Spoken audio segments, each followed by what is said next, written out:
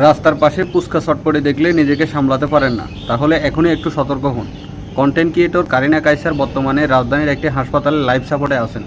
চিকিৎসকদের ভাষ্যমতে তার লিভার মারাত্মকভাবে ক্ষতিগ্রস্ত হয়েছে এবং সেখানে হেপাটাইটিস ভাইরাস শনাক্ত হয়েছে। এই ধরনের হেপাটাইটিস সাধারণত দূষিত পানি ও অপরিচ্ছন্ন খাবারের মাধ্যমে ছড়ায়। রাস্তার খোলা শরবত, আখের রস, অপরিষ্কার পানির আইসক্রিম, ফুচকা চটপটি কিংবা বেলপুরির মতো খাবার থেকে অনেক সময় বড় ঝুঁকির কারণ হয়ে দাঁড়ায়। এমনকি টয়লেটে ব্যবহারের পর ঠিকমতো হাত না ধুয়ে খাবার স্পর্শ করলেও ভয়ঙ্কর জীবাণু ছড়িয়ে যেতে পারে। কয়েকদিন আগেও খবর এসেছে বাংলাদেশে বিভিন্ন রাস্তার আশপাশে খাবারের পায়খানার জীবাণু পাওয়া গেছে, কিন্তু এরপরও কি আমরা সচেতন হচ্ছি? সত্যি বলতে অসুস্থ হওয়ার আগে আমরা খুব কম মানুষই খাবারের ব্যাপারে সতর্ক হই, অথচ একবার লিভার ক্ষতিগ্রস্ত হলে তখন আফসোস ছাড়া আর কিছুই করার থাকে না। বাইরের খাবার খাবেন, কিন্তু দেখে শুনে পরিষ্কার পরিচ্ছন্ন জায়গা থেকে খাবেন। এমনকি রাস্তার পাশে দোকানের পানিও খাবেন না, এগুলো সবই লোকাল পানি। প্রয়োজনে বাসা থেকে পানি নেবেন, না হলে কিনে খাবেন। আল্লাহ সবাইকে হেফাজত করুন।